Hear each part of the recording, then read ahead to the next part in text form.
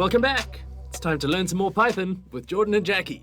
And today we are continuing our journey looking at data types and cool things you can do with them. And we are once again using Mu as our IDE. Right. So, Jordan, you show me here on the screen. Yep. 4 variables. So we have a 5. It's an integer. Yep. We have a 1.8.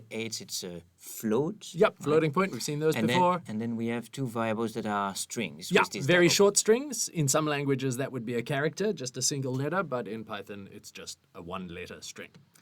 Cool. Okay. Well, firstly, let's just see what happens if we print all of these out. Mm-hmm. There we go. That's it. We have 5, 1.8, 7, and 3. Yeah, so one thing that's a little bit interesting to note is that, so to make it a string, to make 7 a string, I had to put the quotation marks around it. Yeah. But when it comes to printing it, it looks exactly the same as it would have if it was an integer. Because in the end, in the console, everything is text, right? Indeed, that's a good point, actually. The console converts everything to characters. Yeah. Okay, so first things first, what happens if we want to... Let's look at the numerical ones. So let's say our answer is okay. Well, in fact, let's just remind you guys. We saw this in the last video, in a recent video. But if we add up 5 int and a float, and we print it, 5 and 1.8 end up with 6.8. Yeah. So here we demonstrate that basically. When we have an integer and a float, and we do any maths with them, it's going to turn into a float. A float. Yeah. So the most precise of it. Yeah. Cool. Okay, now, so that's fine. That sort of automatically converts the integer to match the float and then does floating point maths. But there are all sorts of situations where you need to manually convert the data type in order for it to have the desired effect. And this is officially called what? Remind me? Casting. Typecasting. Yeah, yes. typecasting. Okay. Yeah. Okay, so the way we do that in Python is we write the type of data we want it to become, and then we put the thing that we want to cast inside. So here I'm going to try cast or convert my 5, which is an integer, into a floating point and then print it. So we're going to get a 5.0, indeed. Cool. Indeed. Okay, great. So that So makes it becomes sense. a float. Yeah. Indeed, a decimal value. Now, let's see what happens if we instead cast our float All back right. to an integer. What would you guess our answer is going to be? What should 1.8 turn into when you turn it into an So integer? we'll have a whole number, so either 1 or maybe 2 if it decides to round. Yeah, so if it was mathematical rounding, it would be 2, but it's not. No, so It's here, 1. So here it's gonna concatenate, truncate. Yeah. Sorry. Yeah. Yep, the opposite of concatenation is truncation. Yeah, so essentially, when you take a floating point number like this and you force it to be an integer, all it does is it just chops off the decimal and anything that comes after it. And so we've ended up with a 1 there. Yeah. I feel like this will look a little bit nicer if we have another new line here. And so yeah, that's this special character. Yeah, super helpful. Carriage return on an old typewriter. Not that anyone here has ever seen one of those. Okay. Right. So that was casting a float to an int. Now, what do you think is going to happen if I try add a 5 to a string 7? Oh, so adding an integer to a string. Yeah.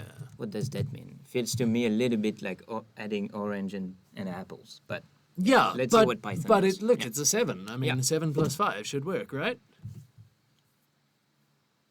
Oh dear. Right, so here we have this cryptic thing, type error, can't convert int object into string implicitly. And so we have the line number, so it happens when we line try 14. to combine. Yeah. Okay, doesn't like that. All right, well, let's try something else then. Let's see what happens if we just try the plus sign on 2 strings. Yeah. Variable 3 and 4 are both strings. What happens here? Adding a 7 and a 3, 10 maybe? Or 73. Wow. Yeah. Okay, so the reason is that essentially the symbol plus, where's my mouse? The plus symbol has a completely different effect on strings to on numbers. On numbers, it adds, as you'd expect, With strings, it's basically saying just glue them together. All right. Oh yeah, it's take the 7 and the 3. Yeah. Yeah. Which is super useful. Like it lets you, form words or sentences out of letters or words. So it's good to have, but it doesn't do what you would expect. Right. That would be convenient if I had hello and a name. Yeah. I would put that together. Exactly. Okay, fine. So let's try and solve our initial problem of wanting to add variable 1 and variable 3. Now, in fact, we can solve this 2 different ways with casting. The most obvious way would be to turn the string into a number. So there's my string variable var3, casting it into an int, and then adding. So now we have 2 int variables, and we end up with... We get 12, which is indeed the sum of 5 and 7. Yeah. We could, however, also... convert that in a float or a string. Yeah. Oh, yeah. We could do float. We could do float, in which case we're going to get the same answer just with a decimal. 12.0. Yeah. Yep. And now remind me, is it str or string? str. Yeah. So, well, okay, so I don't But actually an need str to... on an str won't fly. But on the variable 1... What? Okay, so our var3 is already a string, so now I'm forcing the integer to be a string, and what's going to happen now? We're back to Just 57. gluing the characters together. Yeah. 5 stuck to a 7. Okay, cool. Come to think of it, what do you think would... So here, we have strings that happen to be numbers. Yeah. In this case, individual characters. So first things first, I assume that would still work fine on a multi-digit. Multi-digit, yeah. string. So if we try to convert a 75 string into an integer, Let's try it. And then let's try Indeed. add that to our 5. So this should be 80. Is it going to be 80? It's probably going to be 80. Yeah. Yep.